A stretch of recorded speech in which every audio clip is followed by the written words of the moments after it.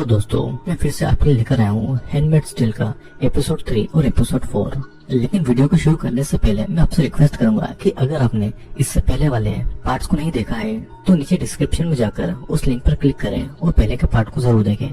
तो चलिए आगे बढ़ते हैं। एक बेबी अपनी माँ के लिए दुनिया के सभी चीजों से ज्यादा कीमती होता है, पर अगर ताकतवर लोग की वजह से एक माँ का अपना ही बच्चे पर कोई हक न हो तब एक माँ कैसा महसूस करेगी, ये हमें आज की इस कहानी में पता चला। इस वीडियो में कहानी को वहीं से शुरू करते हैं जहाँ से जून की दोस्त ग्लेनोवा की जगह किसी और को रखा गया था और ग्लेनोवा को जेल में डाल दिया गया था और उसको कुछ बोलने की आजादी भी नहीं थी।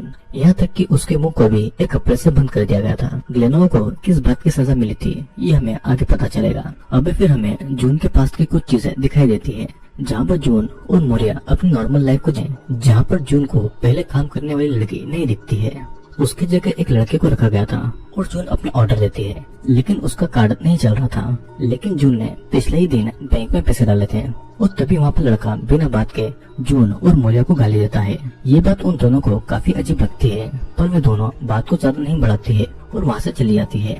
अब ऑफिस जाकर जून बैंक को कॉल करके अपने बंद हुए कार्ड के बारे में पूछती है, लेकिन उसे इसका कोई फायदा नहीं होता है। तभी उसे अपने ऑफिस में आर्मी दिखाई देती है और जून को कुछ समझ नहीं आता है।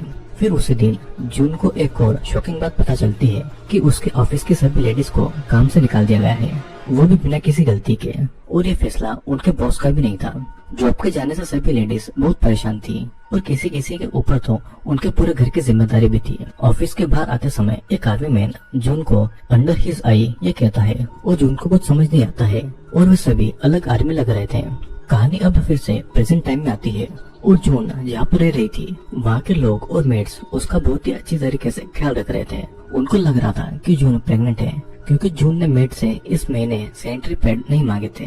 जून को अच्छा खाने को दिया जा रहा था। सेरेना भी जून से उसके हालचाल पूछती है और जून को प्रेग्नेंट होने की बात सुनकर बहुत अजीब को लेकर मिस वाल्टन के घर हेना की बेबी को देखने जाती है और सेरेना जून को भी एक बार बेबी को पकड़ने के लिए देती है ताकि जून भी अपने आने वाली बेबी को फील कर पाए।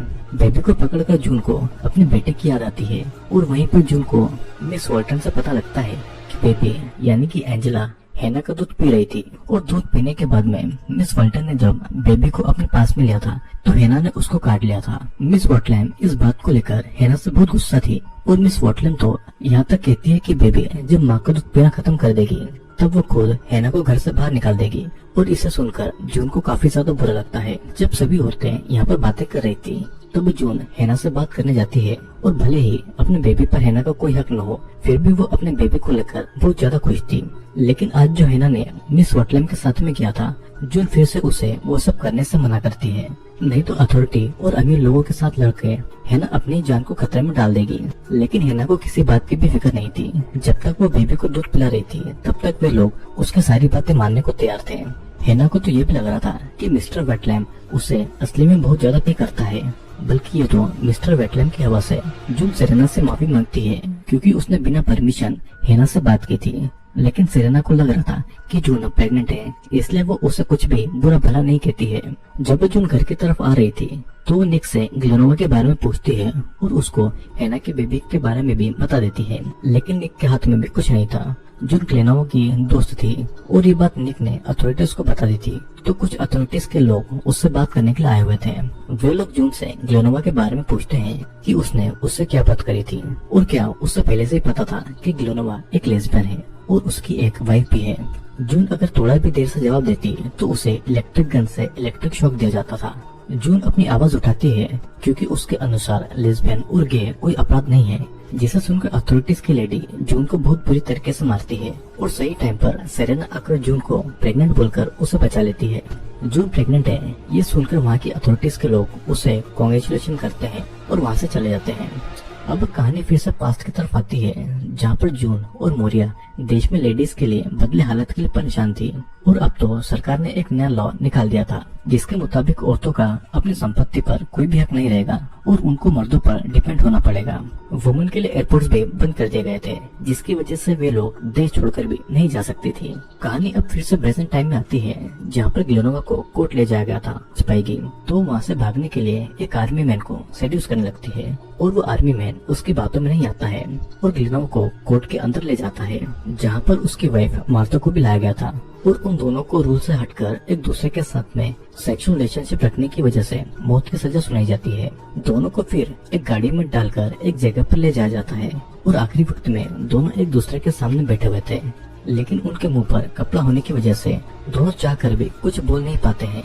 लेकिन उन दोनों की आंखें एक दूसरे से सारी बातें कह रही थी। फिर आखिरी समय में वे दोनों एक दूसरे के लिए बहुत रोते हैं और गाड़ी एक जगह पर रुकती है और मार जाता है।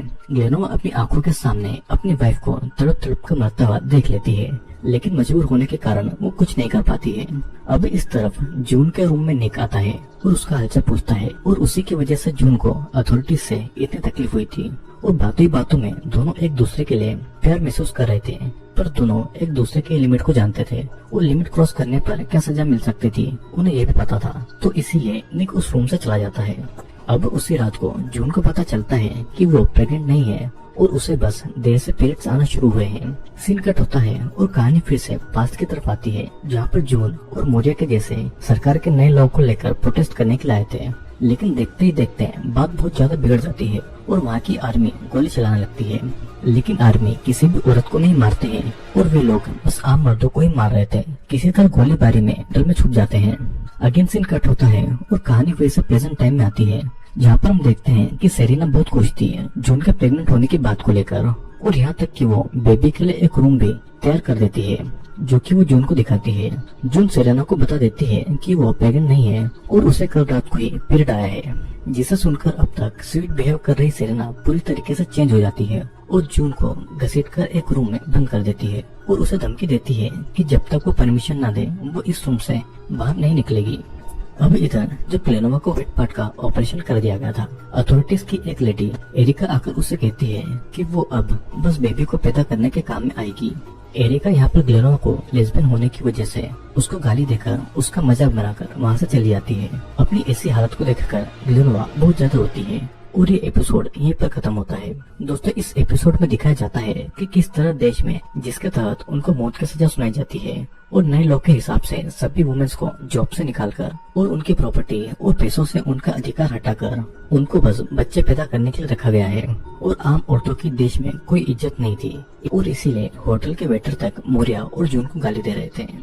अब इस सीरीज का तीसरा एपिसोड यहीं पर खत्म होता है और यहाँ से शुरू होती है जहाँ से हमने ये खत्म किया था। जून को अब रूम में बंद करके रखा गया था क्योंकि वो प्रेग्नेंट नहीं हुई थी और इसी की उसे सजा मिल रही थी। वो वहीं पर सोते हुए अपने पति और अपनी बेटी को याद कर रही थी क्योंकि वैसा पल अब कभी भी उसकी लाइफ में वापस नहीं आएगा। अब कई दिनों तक जून ने बाहर का नजारा तक नहीं देखा था। जून को अपने रूम की अलमारी पर लैटिन में कुछ लाइन्स लिखी हुई दिखाई देती है और ये जून से पहले वाली हैंडमेड्स ने लिखा हुआ था। इस लाइन का मतलब क्या था और वो हैंडमेड कौन थी और वो अब कहाँ पर है, ये जून को कुछ भी नहीं पता था। लेकिन उन लाइन्स को देखकर जून को जीने के लिए कुछ हिम्मत मिलती है। फिर हमें पास्ट की कुछ चीजें दिखाई देती है जहाँ पर जून और मोरिया वहाँ से भागने का प्लान कर रही थी और मोरिया ने तो एक हथियार भी बनाकर टॉयलेट में छुपा कर रख लिया था और वो दोनों मिलकर एक बड़ा प्लान बना रहे थे। अब प्रेजेंट टाइम में फ्रेड अपने बिजनेस ट्रिप से वापस आ गया था। फ्रेड सेरेना को जून से इतना स्ट्रिक्ट होने के लिए मना करता है और सेरेना यहाँ पर बेबी के लिए कुछ ज्यादा ही उम्मीद लगा रही थी। उनके घर की मेड नीना जून को खाना देकर जाती है और जून को इस तरह अलमारी में सोता हुआ देखकर नीना एक बार के लिए डर जाती है। जून उसे बताती है कि वो बेहोश हो गई थी और ये बात जाकर नीना सेरेना और फ्रेड को बता देती है। पहले तो सेरेना जून को हॉस्पिटल भेजने के लिए राजी नहीं थी। तब नीना उसे याद दिलाती है कि आज बेबी को कंज्यूम करने के लिए सेक्स सेरेमनी है और तब सेरेना जून को हॉस्पिटल भेजने के लिए मान जाती है। जून बहुत ही ज्यादा एक्साइटेड थी क्योंकि वो इतने दिनों के बाद घर के बाद, लेकिन सेरेना उसे कार में भेज देती है। अब कहानी पास्ट की तरफ आती है जहाँ पर सभी हैंडमेड्स को सेक्स सेरेमनी के लिए रेडी किया जा रहा था और उनको समझाया जा रहा था कि सेक्स के दौरान मास्टर की वाइफ और हैंडमेड्स ऐसी पोजीशन में बैठती है जैसे कि वे दोनों एक फूल हो और मास्टर उन्हीं फूलों में से एक न्यू लाइफ को दुनिया में लाएंगे। अब इन सब से सभी हैंडमेड्स को अजीब लग रहा था, लेकिन वे सभी मजबूर थे और वो चाहकर भी किसी चीज के लिए मना नहीं कर सकती थी। सीन कट होकर प्रेजेंट टाइम में आता है और जून हॉस्पिटल में डॉक्टर का वेट कर रही थी। वहीं पर एक और प्रेग्नेंट हैंडमेड बैठी हुई थी और तभी चेकअप के लिए जून को अंदर बुलाया जाता है। जून अंदर के लिए उसके प्राइवेट पार्ट को भी चेक करता है ताकि बेबी को कंज्यूम करने में जून को कोई भी प्रॉब्लम नहीं हो। अब उसी टाइम डॉक्टर जून को एक अजीब बात कहता है कि वो प्रेग्नेंट होने में जून की मदद कर सकता है। जून अगर इस बार भी प्रेग्नेंट नहीं हुई तो शायद जून को अब जिंदा भी नहीं रखा जाए, लेकिन जून इस बात को नहीं मानती है। अब घर जाते टाइम जून अपनी फैमिली के साथ में बिताए हुए टाइम को याद करती है और उसका बहुत बुरी तरीके से ब्रेकडाउन होता है। फिर कार को रोककर निक उसका हालचाल पूछता है, लेकिन वो जून की मदद के लिए कुछ भी नहीं कर सकता था। घर जाने के बाद में सेरेना जून से उसकी तबीयत के बारे में पूछती है और जून उसे बताती है कि उसे डिहाइड्रेशन हुआ था। जून सेरेना से रिक्वेस्ट करती है उसे वहाँ से जाने देने के लिए, और ये सब सिचुएशन सहन करना उसके लिए बहुत मुश्किल हो रहा था। लेकिन सेरेना उसे कुछ भी नहीं कहती है और उसे रात की सेक्स सेरेमनी के लिए रेडी होने को कहती है। फिर जून अपने रूम में जाकर कहानी फिर से पास्ट में चली जाती है, जहाँ पर अथॉरिटीज की एलिजाबेथ नाम की एक औरत को जून टॉयलेट चेक करने के लिए बुलाती है। एलिजाबेथ जब टॉयलेट में जाती है तो मोरिया उसे एक चाकू से डराकर कंट्रोल कर लेती है। फिर जून और मोरिया उसे पाइप रूम में ले जाकर उसके कपड़े उतारते हैं और एलिजाबेथ को ही बांध देते हैं। मोरिया एलिजाबेथ के कपड़े पहन लेती है और फिर दोनों वहाँ से निकलने लगते हैं। मोरिया ने अथॉरिटीज की यूनिफॉर्म पहनी थी तो कोई भी मोरिया पर शक नहीं करता है और उसे रोकता भी नहीं है। अब अगेन प्रेजेंट टाइम में जून, सेरेना और फ्रेड रिचुअल के रेडी होते हैं। सेरेना होता है और वो उसे नहीं देख सकती थी और हम देखते हैं कि यहाँ पर फ्रेड का स्पर्म काम नहीं करता है तो रिचुअल को अधूरा छोड़कर बाथरूम में चला जाता है। सेरेना उसकी मदद करने के लिए फ्रेड को प्लेजर देने आती है, लेकिन फ्रेड उसे ऐसा करने से रोकता है और यहाँ पर हम जान पाते हैं कि बेबी नहीं होने की प्रॉब्लम सेरेना की नहीं बल्कि फ्रेड की थी। जून अब रिचुअल के लिए बेड पर ही सो रही थी, लेकिन सेरेना वहाँ पर आकर जून को अपने रूम में जाने को कह देती है। जून अपने रूम की तरफ जाती है और उसे पता था कि प्रॉब्लम चाहे किसी की भी हो, बेबी नहीं होने का ब्लेम उसी पर आएगा और शायद उसे सजा ही मिलेगी। कहानी फिर से पास्ट में चली जाती है, जहाँ पर मोरिया और जून उस टाउन से भागने के लिए प्लान कर रहे थे। वे दोनों एक सड़क तक आ जाते हैं जहाँ पर सरकार से सजा मिले लोगों को फांसी पर लटका कर रखा जाता है और उन लाशों को कीड़े भी खा रहे थे। और तो और कितने लोगों की लाशों को आर्मीज उसी तरह लटकाने के लिए ले जा रही थी।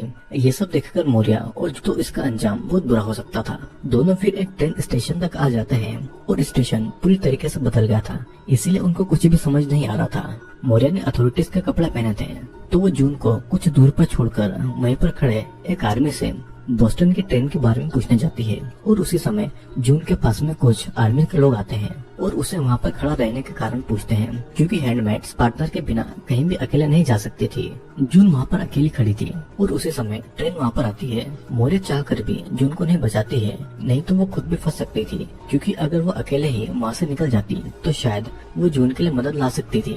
मोरिया अकेले ही ट्रेन से उस नरक से निकल जाती है। जून खुद तो वहाँ से नहीं निकल पाती है, लेकिन मोरिया के जाने से वो बहुत खुश थी और आखिरी बार दोनों दोस्त एक दूसरे को जी भर कर देखते हैं। सीन अगेन कट होता है और प्रेजेंट टाइम में आता है, जहाँ पर जून फ्रेड के घर पर पहले रह चुकी हैंडमेड्स के बारे में सोचती है कि अब वो हैंडमेड्स कहाँ पर होगी और क्या वो यहाँ से भाग चुकी होगी या फिर उसे भी मार दिया गया होगा। इन सवालों से परेशान जून फ्रेड के स्टडी रूम में जाती है, जहाँ पर फ्रेड के साथ में वो कुछ गेम्स खेलती है और बातों ही बातों में जून फ्रेड से अलमारी पर लिखी हुई उन्हें लैटिन वर्ड्स के बारे में पूछ लेती है। फ्रेड उसे एक बुक दिखाकर कहता है कि इन वर्ड्स का कोई इम्पोर्टेंट मतलब नहीं है, ये बस एक जोक है और कहा जाए तो इसका मतलब है कि तुम्हारे अतीत को भी ये मौका मत दो कि वो तुम्हें नीचा दिखा पाए। जून को फ्रेड से पता चलता है कि पहले वाली हैंडमेड्स थी, क्योंकि शायद वो इस भयानक लाइफ को सहन नहीं कर पा रही थी और फ्रेड नहीं चाहता था कि जो कुछ पहले वाली हैंडमेड्स के साथ में हुआ था वो जून के साथ भी हो। भागने की कोशिश करने पर जून को बहुत बुरी तरीके से सजा दी जाती है। जून के पैरों पर तब तक मारा जाता है जब तक कि वो चल ना पाए। एरिका तो जून को ये तक कह देती है कि जून जैसी लड़की एक वेश्या है और गॉड ने उनको मौका दिया है कि वो दूसरों के लिए बेबी पैदा कर पाए, तो उनको ऐसा करना ही होगा। लेकिन जून की ऐसी हालत में बाकी सभी हैंडमेड से जितना हो सके उन लोगों ने उनकी उतनी हेल्प की। सभी हैंडमेड्स खुद के खाने का थोड़ा थोड़ा बचा हुआ हिस्सा जून को दे देती थी। अब वो प्रेजेंट चुका हो, उसकी जैसी औरतों के हक बदल गए हों, लेकिन फिर भी उसने खुद को लड़ने के लिए रेडी कर लिया था। भले ही कोई भी उसका साथ न दे, लेकिन सभी हैंडमेड्स थी एक दूसरे की मदद और एक दूसरे का साथ देने के लिए। और ये हिम्मत जून को उसी हैंडमेड की लिखी हुई लाइन ने दी थी, जो कि अभी जिंदा नहीं है। तो दोस्तों, इस वाले एपिसोड में हमने देखा कि गलती और प्रॉब्लम चाहे किसी की भी हो, लेकिन इल्जाम हैंडमेड पर ही आता है। जैसा कि हमने देखा कि फ्रेड में बच्चे को पैदा करने की कैपेसिटी नहीं थी, लेकिन असल बात समाज में पता चलने पर लोग फ्रेड पर हंसेंगे, तो बेबी पैदा नहीं होने का इल्जाम और सजा जून को ही मिलना थी। शायद इसी वजह से पहले वाली हैंडमेड्स ने सुसाइड कर लिया था और वही लाइन्स थी जिसने जून को हिम्मत दी और उसी तरह सुसाइड करने से उसे रोका। पहले तो जून को उन लाइन का मतलब नहीं पता था, लेकिन बाद में उन लाइन के मतलब ने जून को और ज्यादा हिम्मत दी ताकि वो आगे तक उन लोगों और सरकार के लिए लड़ पाए। तो दोस्तों ये था द हैंडमेड्स टेल का 3rd और 4th एपिसोड। अगर आप इस सीरीज के और भी एपिसोड को देखना चाहते हैं तो आप हमारे साथ इस सीरीज में बने रहिएगा। और अगर आपने इससे पहले का एपिसोड नहीं देखा है तो मैं वीडियो के डिस्क्रिप्शन में इस वीडियो के पहले पार्ट के लिंक भी डाल दूंगा, आप वहाँ पर जाकर पहले उसे देख लीजिएगा। और हाँ, चैनल को सब्सक्राइब करके जरूर जाना क्योंकि मैं जल्दी आपके लिए वीडियो लेकर आने वाला हूँ।